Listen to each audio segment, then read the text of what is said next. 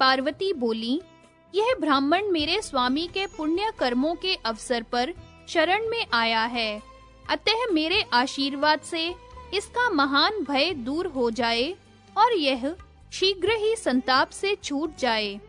कृपा पूर्वक ऐसा कहकर पार्वती और शिव चुप हो गए।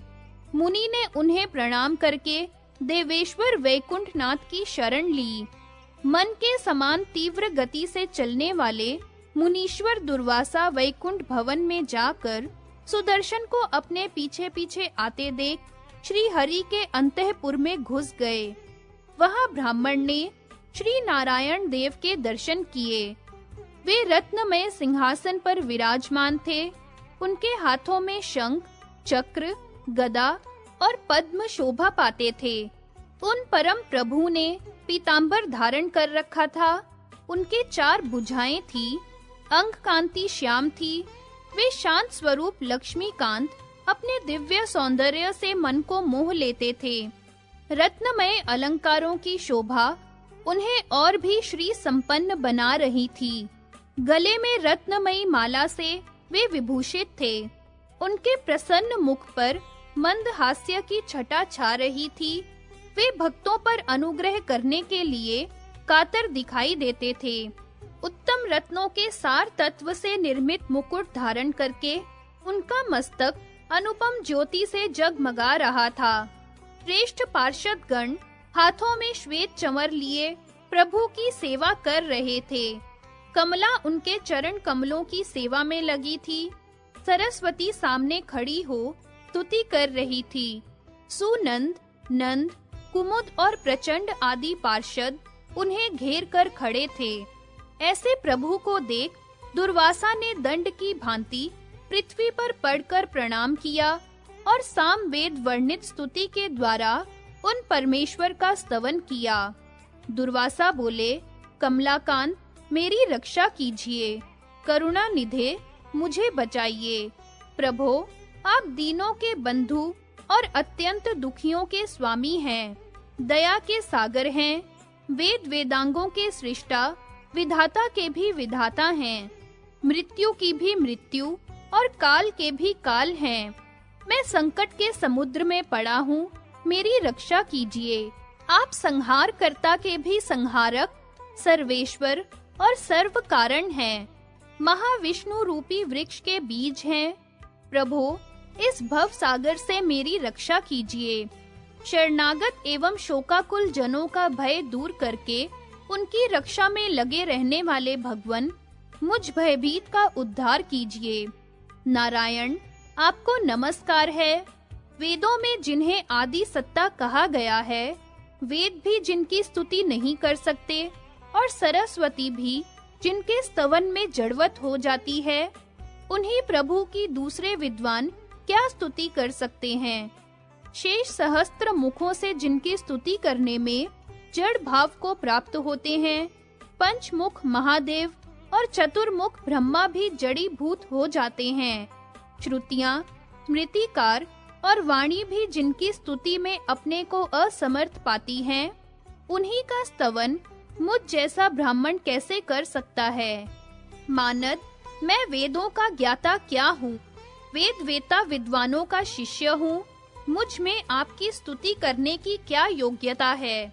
28वें मनु और महेंद्र के समाप्त हो जाने पर जिनका एक दिन रात का समय पूरा होता है, वे विधाता अपने वर्ष से 108 वर्ष तक जीवित रहते हैं।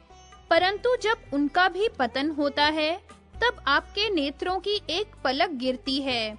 ऐसे अनिर्वचनीय परमेश्वर की मैं क्या स्तुति कर सकूंगा। प्रभो, आप मेरी रक्षा कीजिए।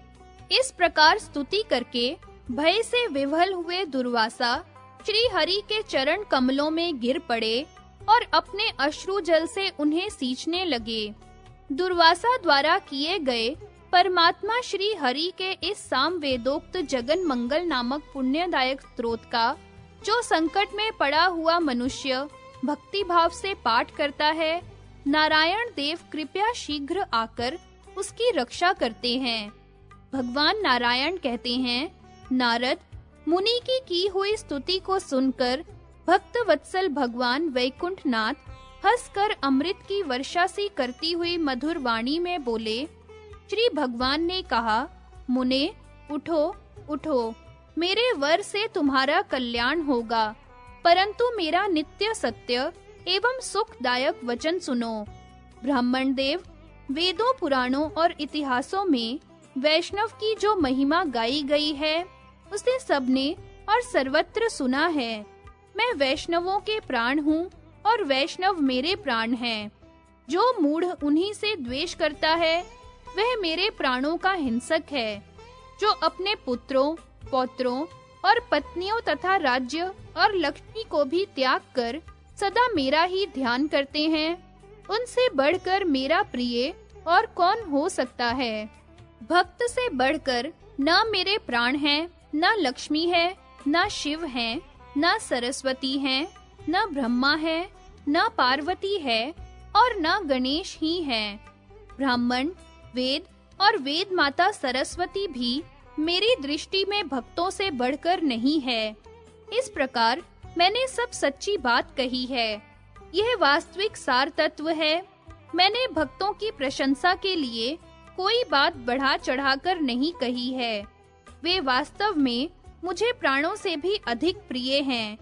जो मेरे प्राणाधिक प्रिय भक्तों से द्वेष करते हैं, उनको मैं शीघ्र ही दंड देता हूँ और परलोक में भी चिरकाल तक उन्हें नरक यातना भोगनी पड़ती है। मैं सबकी उत्पत्ति का कारण तथा सबका ईश्वर और परिपालक हूँ।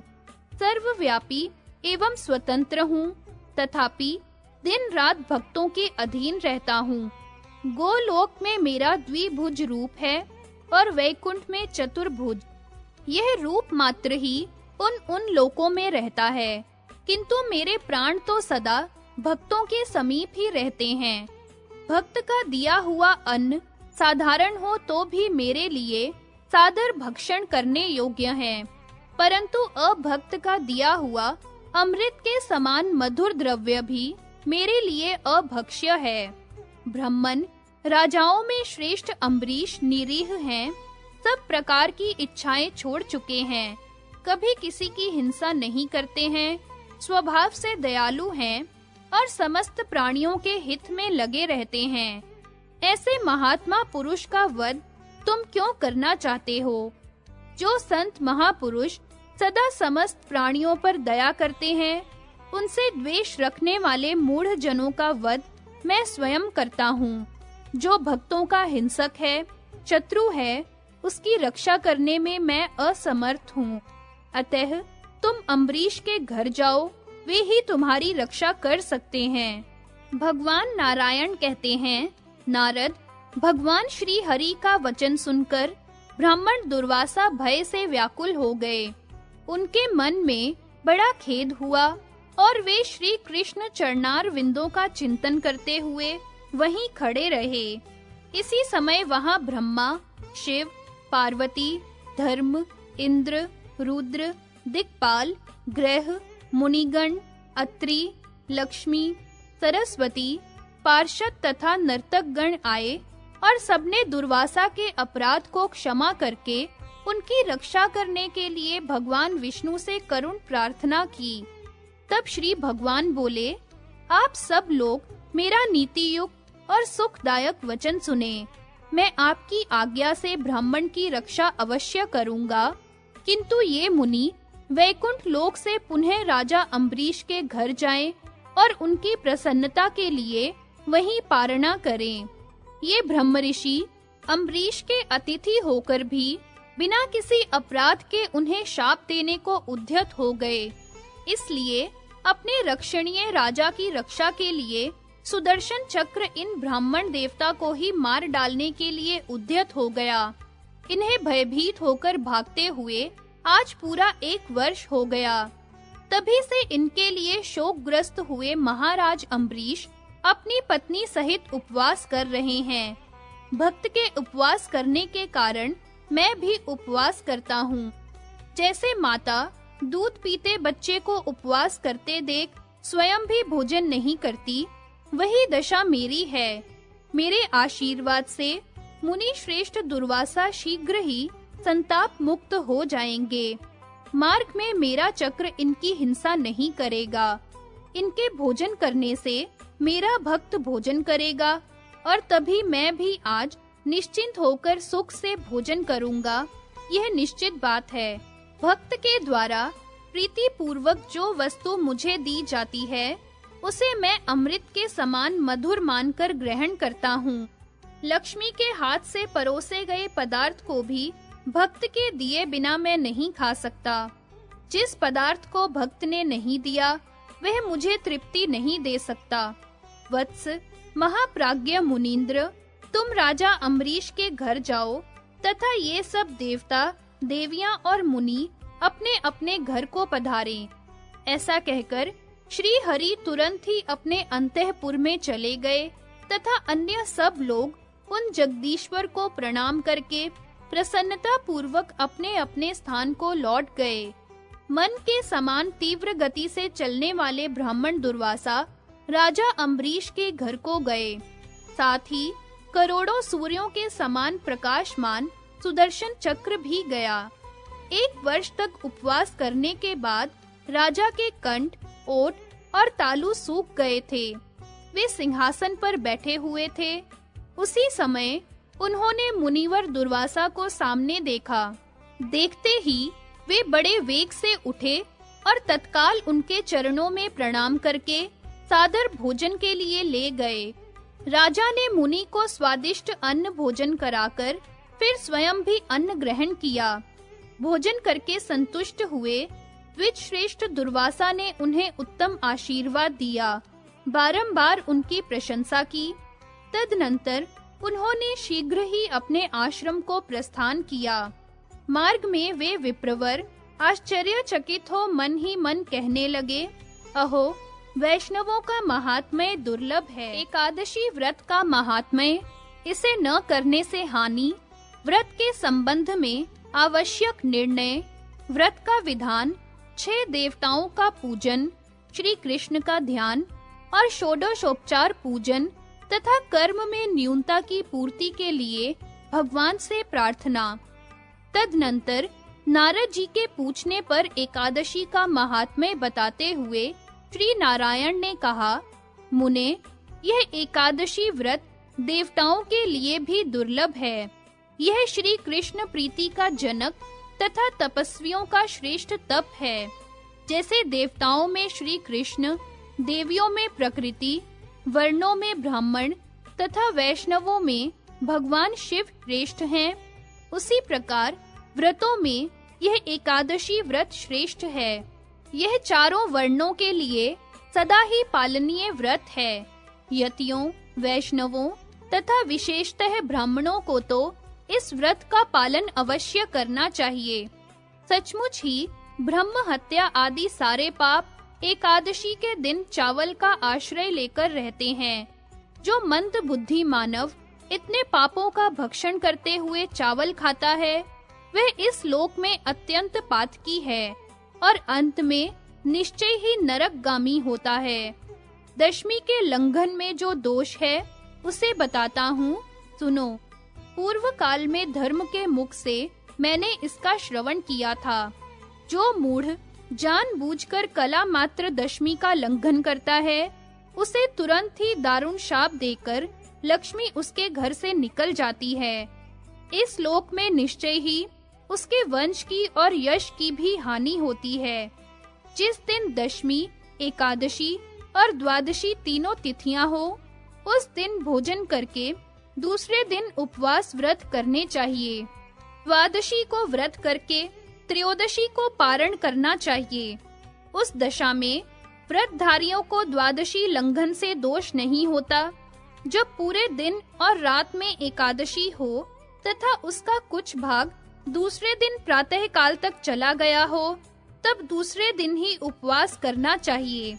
यदि परातिथि बढ़कर 60 दंड की हो गई हो और प्रातः काल 3 तिथियों का स्पर्श हो, तो गृहस्थ पूर्व दिन में ही व्रत करते हैं, यति आदि नहीं। उन्हें दूसरे दिन उपवास करके नित्य कृत्य करना चाहिए। 2 दिन एकादशी हो, तो भी व्रत में सारा जागरण संबंधी कार्य पहली ही रात में करें। पहले दिन व्रत करके दूसरे दिन एकादशी बीतने पर पारण करें। वैष्णवों, यतियों, विधवाओं, भिक्षुओं एवं ब्रह्मचारियों को सभी एकादशियों में उपवास करना चाहिए। वैष्णवेतर गृहस्थ शुक्ल पक्ष की एकादशी को ही उपवास व्रत करते हैं। अतः नारद, उनके लिए कृष्णा एकादशी का लंघन करने पर भी वेदों में दोष नहीं बताया गया है। हरिशयनी और हरिबोधिनी इन दो एकादशियों के बीच में जो कृष्णा एकादशियां आती हैं, उन्हीं में गृहस्थ पुरुष को उपवास करना चाहिए। इनके सिवा दूसरी किसी कृष्ण पक्ष की एकादशी में गृहस्थ पुरुष को उपवास नहीं करना चाहिए। ब्राह्मण, इस प्रकार एकादशी के विषय में निर्णय कहा गया जो श्रुति में प्रसिद्ध है। अब इस व्रत का विधान बताता हूँ, सुनो। दशमी के दिन पूर्वाहन में एक बार हविष्यान भोजन करें। उसके बाद उस दिन फिर जल भी न लें। रात में कुश की चटाई पर अकेला शयन करें और एकादशी के दिन ब्रह्म मुहूर्त में उठकर प्रातःकालिक कार्य करके नित्य कृत्य पूर्ण करने के पश्चात स्नान करें। फिर श्री कृष्ण की प्रसन्नता के उद्देश्य से व्रतोपवास का संकल्प लेकर संध्या तर्पण करने के अनंतर नैतिक पूजन आदि करें। दिन में नैतिक पूजन करके व्रत संबंधी आवश्यक सामग्री का संग्रह करें। षोडशोपचार सामग्री का सानंद संग्रह करके शास्त्रीय विधि से प्रेरित हो आवश्यक कार्य करें। षोडश उपचारों के नाम ये हैं: आसन, वसन, पाद्य, अर्घ्य, पुष्प, अनुलेपन, धूप, दीप, नैवेद्य, यज्ञोपवीत, आभूषण, गंध, स्नाननीय पदार्थ, तांबूल, मधुपर्क और पुनर्राचमनीय जल। इन सब सामानों को दिन में जुटाकर रात में व्रत संबंधी पूजन आदि कार्य करें। स्नान आदि से पवित्र हो धुले हुए धौत और उत्तरीय वस्त्र धारण करके आसन पर बैठें। फिर आचमन प्राणायाम के पश्चात श्री हरि को नमस्कार करके स्वस्ति वाचन करें। तदनंतर शुभ बेला में सप्त धान्य के ऊपर मंगल कलश की स्थापना करके उसके ऊपर फल शाखा सहित आम्र पल्लव रखें। कलश में चंदन का अनुलेप करें और मुनियों ने वेदों में कलश के स्थापन और पूजन की जो विधि बताई है, उसका प्रसन्नता पूर्वक संपादन करें। फिर अलग-अलग धान्य पुंज पर 6 देवताओं का आवाहन करके विद्वान पुरुष उत्कृष्ट पंचोपचार सामग्री द्वारा उनका पूजन करें। वे 6 देवता हैं: गणेश, सूर्य, अग्नि, विष्णु, शिव तथा पार्वती। इन सब की पूजा और वंदना करके श्री हरि का स्मरण करते हुए व्रत करे। व्रती पुरुष यदि इन 6 देवताओं की आराधना किए बिना नित्य और नैमित्तिक कर्म का अनुष्ठान करता है, तो उसका वह सारा कर्म निष्फल हो जाता है। इस प्रकार व्रत की अंगभूत सारी आवश्यक विधि बताई गई। इसका काण्व शाखा में वर्णन है। महामुने, अब तुम अभीष्ट व्रत के विषय में सुनो। सामवेद में बताए हुए ध्यान के अनुसार परात्पर भगवान श्री कृष्ण का ध्यान करके मस्तक पर फूल रखकर फिर ध्यान करें। नारद, मैं गूढ़ ध्यान बता रहा हूँ जो सबके लिए वांछनीय है। इसे अभक्त पुरुष के सामने प्रकाशित नहीं करना चाहिए। भक्तों के लिए तो यह ध्यान प्राणों से भी अधिक प्रिय है। भगवान श्री कृष्ण का शरीर विग्रह नवीन मेघमाला के समान श्याम तथा सुंदर है। उनका मुख शरद पूर्णिमा के चंद्रमा की आभा को तिरस्कृत करता है। वे सर्वश्रेष्ठ एवं परम मनोहर हैं। उनके नेत्र शरद काल के सूर्योदय की बेला में विकसित होने वाले कमलों की प्रभा को छीन लेते हैं। विभिन्न अंगों में धारित रत्नमय आभूषण उनके अपने ही अंगों की सौंदर्य शोभा से विभूषित होते हैं।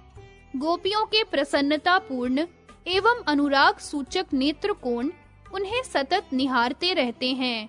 मानो भगवान का शरीर विग्रह उनके प्राणों से ही निर्मित हुआ है। वे रास मंडल के मध्य भाग में विराजमान तथा रासोल्लास के लिए अत्यंत उत्सुक हैं। राधा के मुख रूपी शरद चंद्र की सुधा का पान करने के लिए चकोर रूप हो रहे हैं। मणिराज कौस्तुभ की प्रभा से उनका वक्षः स्थल अत्यंत उद्भासित हो रहा है और पारिजात पुष्पों की विविध मालाओं से वे अत्यंत शोभायमान हैं। उनका मस्तक उत्तम रत्नों के सार तत्व से निर्मित दिव्य मुकुट की ज्योति से जगमगा रहा है। मनोविनोद की साधन भूता मुरली को उन्होंने अपने हाथ में ले रखा है। देवता और असुर सभी उनकी पूजा करते हैं। वे ध्यान के द्वारा किसी के भी वश में आने वाले नहीं हैं। उन्हें आराधना द्वारा रिझा लेना भी बहुत कठिन है। ब्रह्मा आदि देवता भी उनकी वंदना करते हैं और वे समस्त कारणों के भी कारण हैं। उन परमेश्वर श्री कृष्ण का मैं भजन करता हूँ। इस विधि से ध्यान और आवाहन करके पूर्वोक्त 16 प्रकार की उपहार सामग्री अर्पित करते हुए भक्ति भाव से उनका पूजन करें। नारद निम्नांकित मंत्रों से उन्हें पूजन उपचार अर्पित करने चाहिए। सबसे पहले आसन। परमेश्वर, यह रत्न सार जटित स्वर्ण निर्मित सिंहासन भांति-भांति के विचित्र चित्रों से अलंकृत है। इसे ग्रहण कीजिए। वस्त्र। राधा वल्लभ विश्वकर्मा द्वारा निर्मित इस दिव्य वस्त्र को प्रज्वलित आग में धोकर शुद्ध किया गया है। इसका मूल्य वर्णनातीत है। इसे धारण कीजिए। पाद्य। करुणा निधान, आपके चरणों को पखारने के लिए सुवर्णमय पात्र में रखा हुआ यह सुवासित शीतल जल स्वीकार कीजिए। अर्घ्य। भक्त वत्सल, शंख पात्र में रखे गए जल, पुष्प, दूर्वा तथा चंदन से युक्त यह पवित्र अर्घ्य आपकी सेवा में प्रस्तुत है। इसे ग्रहण कीजिए। पुष्प। सर्व कारण चंदन और अगुरु से युक्त यह सुवासित श्वेत पुष्प शीघ्र ही आपके मन में आनंद का संचार करने वाला है। इसे स्वीकार कीजिए। अनुलेपन। श्री कृष्ण चंदन, अगुरु, कस्तूरी, कुमकुम और खस से तैयार किया गया यह उत्तम अनुलेपन सबको प्रिय है। इसे ग्रहण कीजिए। धूप। भगवन, नाना द्रव्यों से मिश्रित यह सुगंध युक्त सुखद धूप वृक्ष विशेष का रस है। इसे स्वीकार कीजिए। दीप। प्रभो, रत्नों के सार तत्व से निर्मित तथा दिन रात भली भांति प्रकाशित होने वाला यह दिव्य दीप अंधकार नाश का हेतु है। इसे ग्रहण कीजिए। नैवेद्य। स्वात्मा राम, ये नाना प्रकार के स्वादिष्ट, सुगंधित और पवित्र भक्ष्य, भोज्य तथा चोष्य आदि द्रव्य आपकी सेवा में प्रस्तुत हैं। इन्हें अंगीकार कीजिए। यज्ञोपवीत। देवेश्वर, गायत्री मंत्र से दी गई ग्रंथि से युक्त तथा सुवर्णमय तंतुओं से निर्मित यह चतुर शिल्पी द्वारा रचित यज्ञोपवीत ग्रहण कीजिए। भूषण। नंद नंदन, बहुमूल्य रत्नों द्वारा रचित दिव्य प्रभा से प्रकाशमान तथा समस्त अवयवों को विभूषित करने वाला यह भूषण स्वीकार कीजिए। गंध। दीनबंधो, समस्त मंगल कर्म में वर्णनीय तथा मंगलदायक यह प्रमुख गंध सेवा में समर्पित है। इसे स्वीकार कीजिए। नाननीय।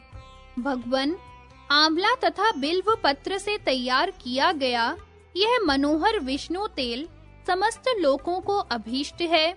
इसे ग्रहण कीजिए। तांबूल। नाथ, जिसे सब चाहते हैं वह कर्पूर आदि से सुवासित तांबूल मैंने आपकी सेवा में अर्पित किया है। इसे अंगीकार कीजिए। मधुपर्क। गोपीकांत, उत्तम रत्नों के सार तत्व से निर्मित पात्र में रखा हुआ यह मधुर मधु बहुत ही मीठा और स्वादिष्ट है। इसके सेवन से सबको प्रसन्नता होती है। अतः कृपा पूर्वक इसे ग्रहण कीजिए। पुनराचमनीय जल। मधुसूदन, यह परम पवित्र, सुवासित और निर्मल गंगा जल पुनः आचमन के लिए अंगीकार कीजिए। इस प्रकार भक्त पुरुष प्रसन्नता पूर्वक 16 उपचार अर्पित करके निम्नांकित मंत्र से यत्न पूर्वक फूल और माला चढ़ावे। प्रभो, श्वेत डोरे में नाना प्रकार के फूलों से गुथा हुआ यह पुष्पहार समस्त आभूषणों में श्रेष्ठ है, इसे स्वीकार कीजिए।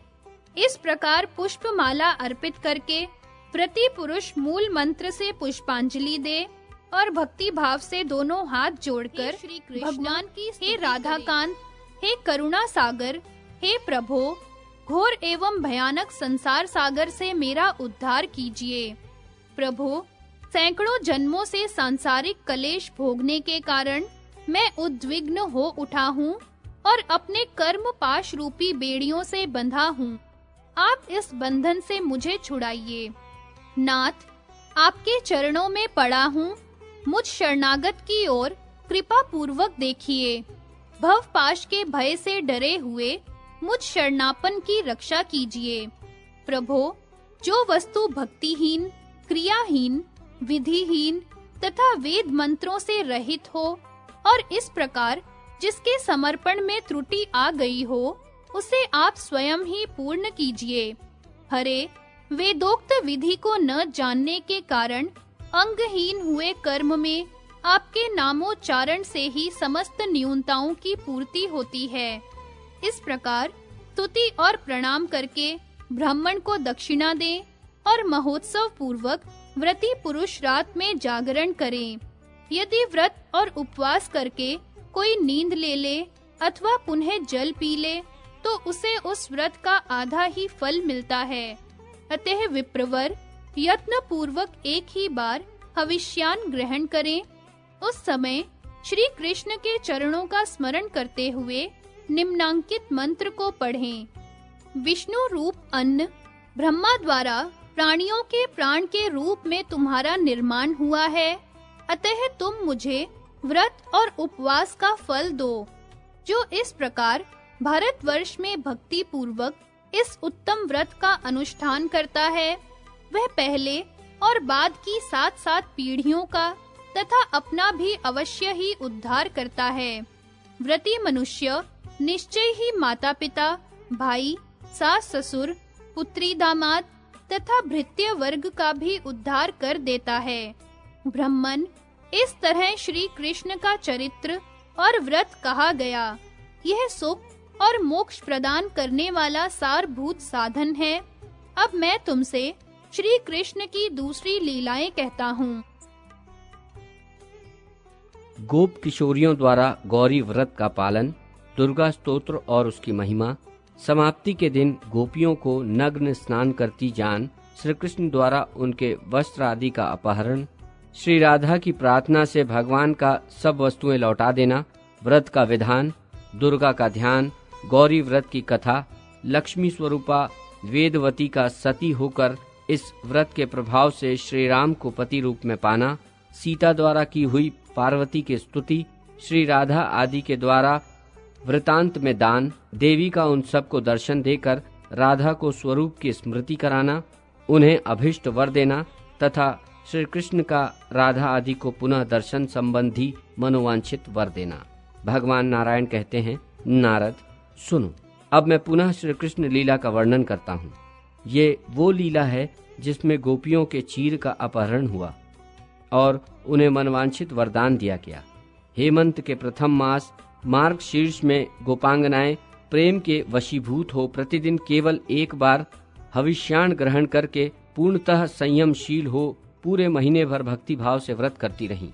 वे नहाकर यमुना के तट पर पार्वती की बालुकामयी मूर्ति बना उसमें देवी का आवाहन करके मंत्रोच्चारण पूर्वक नित्य प्रति पूजा किया करती थीं।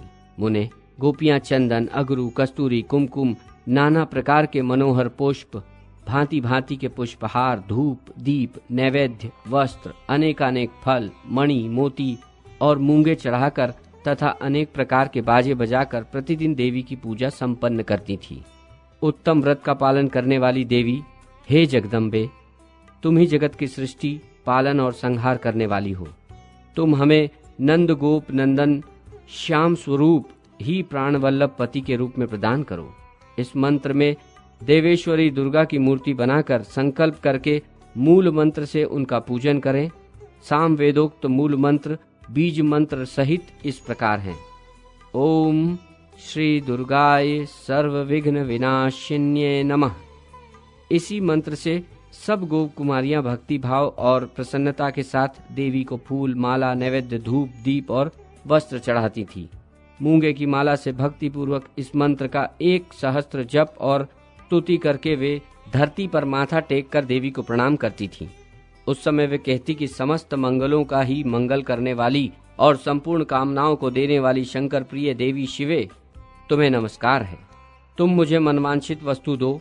यूं सब नमस्कार करके दक्षिणा के सारे नैवेद्य ब्राह्मणों को अर्पित करके वे घर चली जाती थी। भगवान श्री नारायण कहते हैं, मुने अब तुम देवी का वो स्तव राज सुनो जिससे सब गोप किशोरियां भक्ति पूर्वक पार्वती जी का स्तवन करती थीं, जो संपूर्ण अभिष्ट फलों को देने वाली हैं। जब सारा जगत घोर एकार्णव में डूब गया था, चंद्रमा और सूर्य की भी सत्ता नहीं रह गई थी, कज्ज्वल के समान जल राशि ने समस्त चराचर विश्व को अकस्मात कर दिया था, उस पुरातन काल में जलशायी श्री हरि ने ब्रह्मा जी को एक स्तोत्र का उपदेश दिया। उपदेश देकर उन जगदीश्वर ने योग निद्रा का आश्रय लिया। तदनंतर उनके नाभि कमल में विराजमान ब्रह्मा जी जब मधु और कैटभ से पीड़ित हुए, तब उन्होंने इसी स्तोत्र से मूल प्रकृति ईश्वरी का स्तवन किया। ओम नमो जय दुर्गाये। ब्रह्मा बोले, दुर्गे, शिवे, अभये, माये, नारायणी, सनातनी, जय, मुझे मंगल प्रदान करो। सर्वमंगले, तुम्हें मेरा नमस्कार है। दुर्गा का दकार दैत्य नाश रूपी अर्थ का वाचक कहा गया है। उकार विघ्न नाश रूपी अर्थ का बोधक है। उसका अर्थ वेद सम्मत है। रेफ रोग नाशक अर्थ को प्रकट करता है। गकार पाप नाशक अर्थ का वाचक है और आकार भय तथा शत्रुओं के नाश का प्रतिपादक कहा गया है। जिनके चिंतन, स्मरण और कीर्तन से ये दैत्य आदि निश्चित ही नष्ट हो जाते हैं, वे भगवती दुर्गा श्री हरि की शक्ति कही गई है। ये बात किसी और ने नहीं, साक्षात श्री हरि ने कही है। दुर्ग दुर्ग शब्द विपत्ति का वाचक है और आकार नाश का। जो दुर्ग अर्थात विपत्ति का नाश करने वाली हैं, वे देवी ही सदा दुर्गा कही गई हैं। दुर्ग शब्द दैत्यराज दुर्गमासुर का वाचक है और आकार नाश अर्थ का बोधक है। पूर्व काल में ही देवी ने उस दुर्गमासुर का नाश किया था, इसलिए विद्वानों ने उनका नाम दुर्गा रखा। शिव शब्द का शकार कल्याण अर्थ का, ईकार उत्कृष्ट एवं समूह अर्थ का तथा वाकार दाता अर्थ का वाचक है। वे देवी कल्याण समूह तथा उत्कृष्ट वस्तु को देने वाली हैं, इसलिए शिवा कही गई हैं। वे शिव अर्थात कल्याण की मूर्तिमती राशि हैं, इसलिए भी उन्हें शिवा कहा गया है। शिव शब्द मोक्ष का बोधक है तथा आकार दाता का। वे देवी स्वयं ही मोक्ष देने वाली हैं, इसलिए शिवा कही गई हैं। अभय का अर्थ है भयनाश और आकार का अर्थ है दाता। वे तत्काल अभय दान करती हैं, इसलिए अभया कहलाती हैं। माँ का अर्थ है राजलक्ष्मी और या का अर्थ है प्राप्त कराने वाला। जो शीघ्र ही राज्य लक्ष्मी की प्राप्ति कराती है, उन्हें माया कहा गया है। माँ मोक्ष का अर्थ है और या प्राप्ति अर्थ का वाचक है। जो सदा मोक्ष की प्राप्ति कराती है, उनका नाम माया है। वे देवी भगवान नारायण का आधा अंग है। उन्हीं के समान तेजस्विनी हैं और उनके शरीर के भीतर निवास करती हैं, इसलिए उन्हें नारायणी कहते हैं। सनातन शब्द नित्य और निर्गुण का वाचक है। जो देवी सदा निर्गुणा और नित्या है, उन्हें सनातनी कहा गया है। जय शब्द कल्याण का वाचक है और आकार दाता का। जो देवी सदा जय देती है, उनका नाम जया है। सर्वमंगल शब्द संपूर्ण ऐश्वर्य का बोधक है और आकार शब्द है देने वाला। ये देवी संपूर्ण ऐश्वर्य को देने वाली है, इसलिए सर्वमंगला कही गई है। ये देवी के 8 नाम सारभूत हैं और ये स्तोत्र उन नामों के अर्थ से युक्त है। भगवान नारायण ने नाभि कमल पर बैठे हुए ब्रह्मा को इसका उपदेश दिया था। उपदेश देकर वे जगदीश्वर योग निद्रा का आश्रय ले सो गए। तदनंतर जब मधु कैटभ नामक दैत्य ब्रह्मा जी को मारने के लिए उद्यत हुए, तब ब्रह्मा जी ने इस स्तोत्र के द्वारा दुर्गा जी का स्तवन एवं नमन किया। उनके द्वारा स्तुति की जाने पर साक्षात दुर्गा उन्हें सर्वरक्षण नामक दिव्य श्री कृष्ण कवच का उपदेश दिया। कवच देकर महामाया अदृश्य हो गई। इस स्तोत्र के ही प्रभाव से विधाता को दिव्य कवच की प्राप्ति हुई। उस श्रेष्ठ कवच को पाकर निश्चय ही वे निर्भय हो गए थे। फिर ब्रह्मा ने महेश्वर को उस समय स्तोत्र और कवच का उपदेश दिया।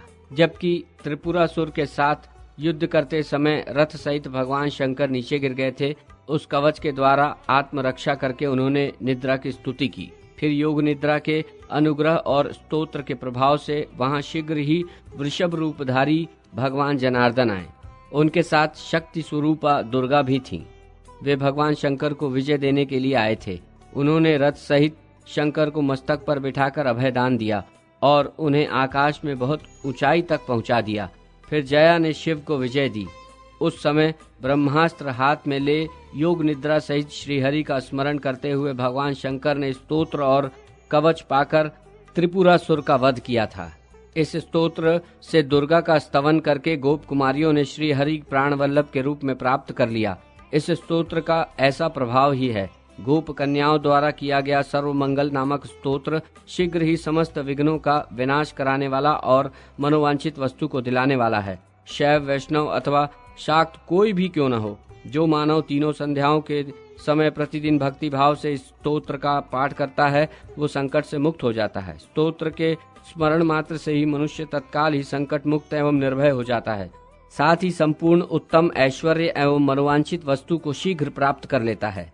पार्वती की कृपा से इहलोक में श्रीहरि की सुदृढ़ भक्ति और निरंतर स्मृति पाता है और अंत में भगवान के दास्य सुख को उपलब्ध करता है।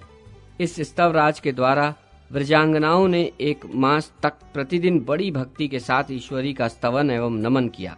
जब मास पूरा हुआ तो व्रत की समाप्ति के दिन वे गोपियां अपने वस्त्रों को तट पर रखकर यमुना जी में स्नान करने के लिए उतरी। नारद रत्नों के मोल पर मिलने वाले नाना प्रकार के द्रव्य, लाल, पीले, सफेद और मिश्रित रंग वाले मनोहर वस्त्र यमुना जी के तट पर छा रहे थे। उनकी गणना नहीं की जा सकती। उन सब के द्वारा यमुना जी के तट की बड़ी शोभा हो रही थी। चंदन, अगरू और कस्तूरी की वायु से सारा तट प्रांत सुरभित था। भांति भांति के नैवेद्य, देश काल के अनुसार प्राप्त होने वाले फल, धूप, दीप, सिंदूर और कुमकुम यमुना के उस तट को सुशोभित कर रहे थे। जल में उतरने पर गोपियां कौतूहलवश क्रीड़ा के लिए उन्मुख हुईं। उनका मन श्री कृष्ण में समर्पित था। वे अपने नग्न शरीर से जल क्रीड़ा में आसक्त हो गईं। श्री कृष्ण ने तट पर रखे हुए भांति भांति के द्रव्यों और वस्त्रों को देखा। देखकर वे ग्वाल बालों के साथ वहां गए और सारे वस्त्र लेकर वहां रखी हुई खाद्य वस्तुओं को भी सखाओं के साथ खाने लगे। फिर कुछ वस्त्र लेकर बड़े हर्ष के साथ उनका गट्ठर बांधा और कदम्ब की ऊंची डाल पर चढ़कर गोविंद ने गोपिकाओं से इस प्रकार तुम सब की सब इस व्रत कर्म में असफल हो गई हो। पहले मेरी ये बात सुनकर विधि विधान का पालन करो, उसके बाद इच्छानुसार जल क्रीड़ा करना। जो मास व्रत करने योग्य है, जिसमें मंगल कर्म के अनुष्ठान का संकल्प किया गया है, उसी मास में तुम लोग जल के भीतर घुसकर नंगी नहा रही हो। ऐसा क्यों किया? इस कर्म के द्वारा तुम अपने व्रत को अंगहीन करके उसमें हानि पहुंचा रही हो। तुम्हारे पहनने के वस्त्र, पुष्पाहार तथा व्रत के योग्य वस्तुएं जो यहाँ रखी थी, किसने चुरा ली?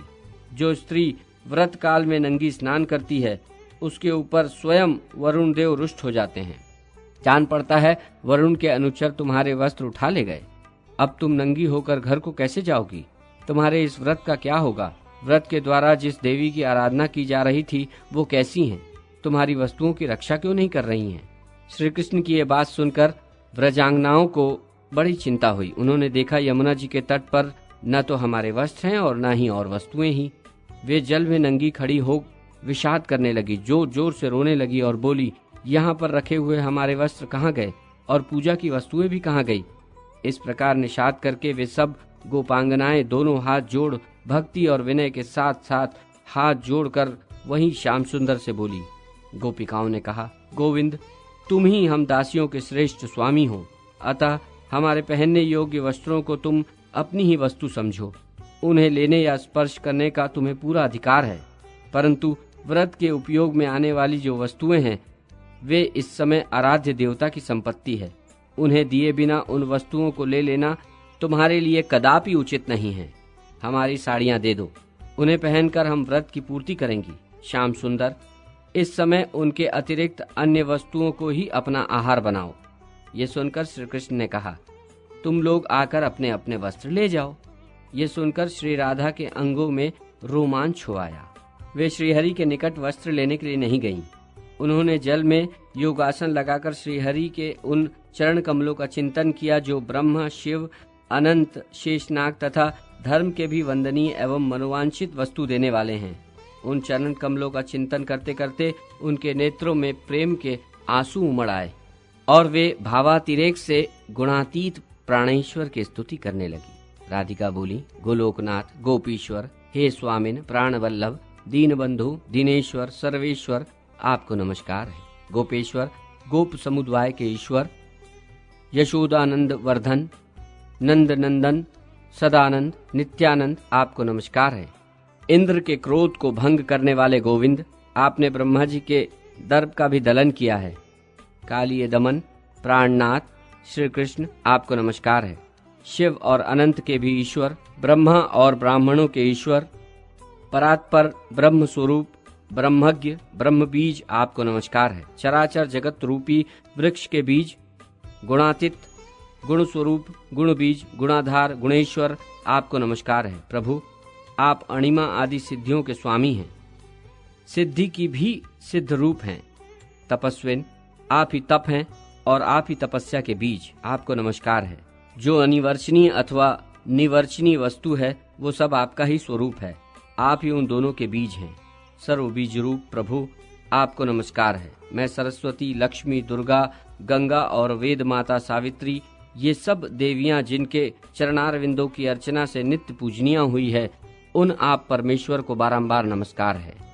जिनके सेवकों के स्पर्श और निरंतर ध्यान से तीर्थ पवित्र होते हैं, उन भगवान को मेरा नमस्कार है। यूं कहकर सती देवी राधिका अपने शरीर को जल में और मन प्राणों को श्री कृष्ण में स्थापित करके ठूंठे काठ के समान अविचल भाव से स्थित हो गई।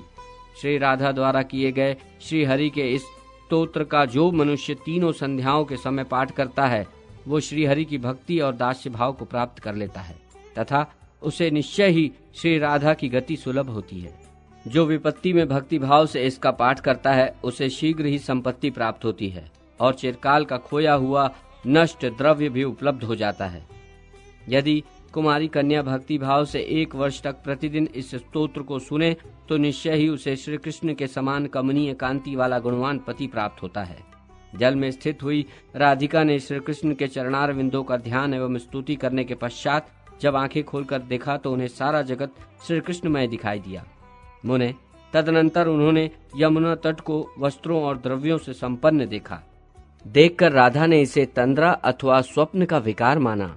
जिस स्थान पर, जिस आधार में जो द्रव्य पहले रखा गया था, वस्त्रों सहित वो सब द्रव्य गोप कन्याओं को उसी रूप में प्राप्त हुआ।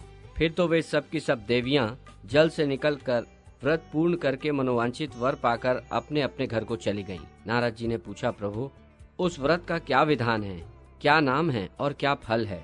उसमें कौन कौन सी वस्तुएं और कितनी दक्षिणा देनी चाहिए? व्रत के अंत में कौन सा मनोहर रहस्य प्रकट हुआ? महाभाग, इस नारायण कथा को विस्तार पूर्वक कहिए। भगवान नारायण बोले, वत्स, उस व्रत का सारा विधान मुझसे सुनो। उसका नाम गौरी व्रत है। मार्गशीर्ष के मास में सबसे पहले स्त्रियों ने इसे किया था। ये पुरुषों को भी धर्म, अर्थ, काम और मोक्ष देने वाला तथा श्री कृष्ण की भक्ति प्रदान करने वाला है।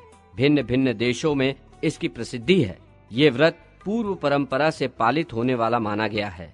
पति की कामना रखने वाली स्त्रियों को उनकी इच्छा के अनुसार फल देने वाला है। इससे प्रियतम पति निमित्तक फल की प्राप्ति होती है। कन्याकुमारी को चाहिए कि वो पहले दिन उपवास करके अपने वस्त्र को धो डाले और संयम पूर्वक रहे। फिर मार्गशीर्ष मास की संक्रांति के दिन प्रातः काल श्रद्धा पूर्वक नदी के तट पर जाकर स्नान करके वो धुले हुए वस्त्रों को साड़ी और चोली धारण करे। तत्पश्चात कलश में गणेश, सूर्य, अग्नि, विष्णु, शिव और दुर्गा, पार्वती, इन 6 देवताओं का आवाहन करके नाना द्रव्यों द्वारा उनका पूजन करे। इन सब का पंचोपचार पूजन करके ये व्रत प्रारंभ करे। कलश के सामने नीचे भूमि पर एक सुविस्तृत वेदी बनाएं। वो वेदी चौकोर होनी चाहिए। चंदन, अगरू, कस्तूरी और कुमकुम से उस वेदी का संस्कार करें। इसके बाद बालू की 10 भुजा दुर्गा मूर्ति बनावे, देवी के ललाट में सिंदूर लगावें, नीचे के अंगों में चंदन एवं कपूर अर्पित करें। तदनंतर ध्यान पूर्वक देवी का आवाहन करें। उस समय हाथ जोड़कर निम्नांकित मंत्र का पाठ करें। उसके बाद पूजा आरंभ करनी चाहिए। भगवान शंकर की अर्धांगिनी कल्याणमयी गौरी देवी, जैसे तुम शंकर को बहुत ही प्रिय हो, उसी प्रकार मुझे भी अपने प्रियतम पति की परम दुर्लभा प्राण वल्लभा बना दो। इस मंत्र को पढ़कर देवी जगदम्बा का ध्यान करें। उनका गूढ़ ध्यान सामवेद में वर्णित है, जो संपूर्ण कामनाओं को देने वाला है। नारद, वो ध्यान मुनिंद्रों के लिए भी दुर्लभ है, तथापि मैं तुम्हें बता रहा हूँ। इसके अनुसार सिद्ध पुरुष दुर्गा तिनाशिनी दुर्गा का ध्यान करते हैं। दुर्गा का ध्यान भगवती दुर्गा शिवा, शिवप्रिया, शैवी तथा शिव के वक्ष स्थल पर विराजमान होने वाली है। उनके प्रसन्न मुख पर मंद मुस्कान की प्रभा फैली रहती है। उनकी बड़ी प्रतिष्ठा है। उनके नेत्र मनोहर हैं। वे नित्य नूतन यौवन से संपन्न हैं और रत्नमय आभूषण धारण करती हैं। उनकी भुजाएं रत्नमय केयूर तथा कंकणों से और चरण रत्न निर्मित नुपुरों से विभूषित है। रत्नों के बने 2 कुंडल उनके दोनों कपोलों की शोभा बढ़ाते हैं। उनकी वेणी में मालती की माला लगी हुई है, जिस पर भ्रमर मंडराते रहते हैं। भाल देश में कस्तूरी की बेंदी के साथ सिंदूर का सुंदर तिलक शोभा पाता है। उनके दिव्य वस्त्र अंग्री की ज्वाला से शुद्ध किए गए हैं। वे मस्तक पर रत्नमय मुकुट धारण करती हैं। उनकी आकृति बड़ी मनोहर है। श्रेष्ठ मणियों के सार तत्व से जटित रत्नमयी माला उनके कंठ और वक्षस्थल को उद्भासित करती हैं। पारिजात के फूलों की मालाएं गले से लेकर घुटनों तक लटकी रहती हैं। उनकी कटिका निम्न भाग अत्यंत स्थूल और कठोर है।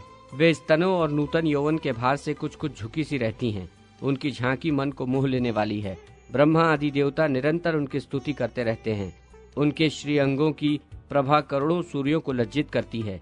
नीचे ऊपर के होंठ पके बिंब फल के सदृश लाल है। अंग कांति सुंदर चंपा के समान है। मोती की लड़ियों को भी लजाने वाली दंतावली उनके मुख की शोभा बढ़ाती है। वे मोक्ष और मनोवांछित कामनाओं को देने वाली हैं। शरत काल के पूर्ण चंद्र को भी तिरस्कृत करने वाली चंद्रमुखी देवी पार्वती का मैं भजन करता हूँ। इस प्रकार ध्यान करके मस्तक पर फूल रखकर व्रती पुरुष प्रसन्नता पूर्वक हाथ में पुष्प ले पुनः भक्ति भाव से ध्यान करके पूजन आरंभ करे। पूर्वोक्त मंत्र से ही प्रतिदिन हर्ष पूर्वक षोडशोपचार चढ़ावे। फिर व्रती भक्ति और प्रसन्नता के साथ पूर्व कथित स्तोत्र द्वारा ही देवी की स्तुति करके उन्हें प्रणाम करें। प्रणाम के पश्चात भक्ति भाव से मन को एकाग्र करके गौरी व्रत की कथा सुने। नारद जी ने पूछा, भगवान, आपने व्रत के विधान, फल और गौरी के अद्भुत स्तोत्र का वर्णन कर दिया। अब मैं गौरी व्रत की शुभ कथा सुनना चाहता हूँ। पहले किसने इस व्रत को किया था और किसने भूतल पर प्रकाशित किया था? इन सब बातों को आप विस्तार पूर्वक बताइए, क्योंकि आप संदेह का निवारण करने वाले हैं। भगवान श्री नारायण ने कहा, नारद, कुशध्वज की पुत्री सती वेदवती ने महान तीर्थ पुष्कर में पहले पहल इस व्रत का अनुष्ठान किया था। व्रत की समाप्ति के दिन कोटि सूर्यों के समान प्रकाशमान भगवती जगदम्बा ने उसे साक्षात दर्शन दिए। देवी के साथ लाख योगिनियां भी थीं। वे परमेश्वरी सुवर्ण निर्मित रथ पर बैठी थी और उनके प्रसन्न मुख पर मुस्कुराहट फैल रही थी। उन्होंने संयमशीला वेदवती से कहा। पार्वती बोली, वेदवती, तुम्हारा कल्याण हो। तुम इच्छा अनुसार वर मांगो। तुम्हारे इस व्रत से मैं संतुष्ट हूँ, अतः तुम्हें मनोवांछित वर दूंगी। नारद, पार्वती की बात सुनकर साध्वी वेदवती ने उन प्रसन्न हृदया देवी की ओर देखा और दोनों हाथ जोड़े उन्हें प्रणाम करके बोली। वेदवती ने कहा, देवी, मैंने नारायण को मन से चाहा है, अतः वे ही मेरे प्राणवल्लभ पति हों। ये वर मुझे दीजिए। दूसरे किसी वर को लेने की मुझमें इच्छा नहीं है। आप उनके चरणों में सदृढ़ भक्ति प्रदान कीजिए। वेदवती की बात सुनकर जगदम्बा पार्वती हंस पड़ी और तुरंत रथ से उतरकर उस हरिवल्लभा से बोली। पार्वती ने कहा, जगदम्बे, मैंने सब जान लिया। तुम साक्षात सती लक्ष्मी हो और भारतवर्ष को अपनी पद धूलि से पवित्र करने यहाँ आई हो। साध्वी, परमेश्वरी, तुम्हारी चरण रज से ये पृथ्वी और यहाँ के संपूर्ण तीर्थ तत्काल पवित्र हो गए हैं। तपस्विनी, तुम्हारा ये व्रत लोक शिक्षा के लिए है। तुम तपस्या करो।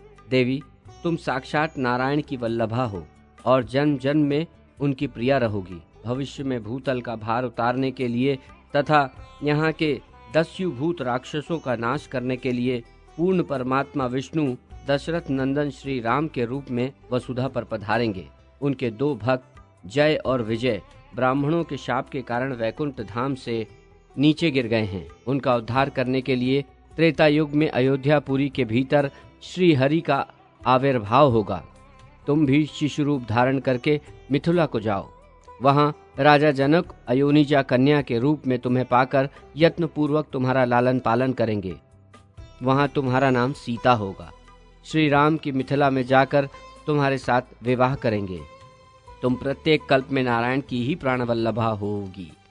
यूं कह पार्वती वेदवती को हृदय से लगाकर अपने निवास स्थान को लौट गईं। साध्वी वेदवती मिथिला जाकर माया से हल द्वारा भूमि पर की गई रेखा हराई में सुखपूर्वक स्थित हो गई। उस समय राजा जनक ने देखा कि एक नग्न बालिका आंख बंद किए भूमि पर पड़ी है। उसकी अंग कांति तपाए हुआ सुवर्ण के समान उद्दीप्त है तथा वो तेजस्विनी बालिका रो रही है। उसे देखते ही राजा ने उठाकर गोद से चिपका लिया। जब वे घर लौटने लगे उस समय वहीं उनके प्रति आकाशवाणी हुई, राजन, ये अयोनिजा कन्या साक्षात लक्ष्मी है, इसे ग्रहण करो। स्वयं भगवान नारायण तुम्हारे दामाद होंगे। यह आकाशवाणी सुन कन्या को गोद में लिए राजर्षि जनक घर को गए और प्रसन्नता पूर्वक उन्होंने लालन पालन के लिए उसे अपनी प्यारी रानी के हाथ में दे दिया। युवती होने पर सती सीता ने इस व्रत के प्रभाव से त्रिलोकीनाथ विष्णु के अवतार रूप दशरथ नंदन श्री राम को प्रियतम पति के रूप में प्राप्त कर लिया। महर्षि वशिष्ठ ने इस व्रत को पृथ्वी पर प्रकाशित किया तथा श्री राधा ने इस व्रत का अनुष्ठान करके श्री कृष्ण को प्राणवल्लभ के रूप में प्राप्त किया। अन्यान्य गोप कुमारियों ने इस व्रत के प्रभाव से उनको पाया। नारद, इस प्रकार मैंने गौरी व्रत की कथा कही। जो कुमारी भारतवर्ष में इस व्रत का पालन करती है उसे श्री कृष्ण तुल्य पति की प्राप्ति होती है, इसमें संशय नहीं है।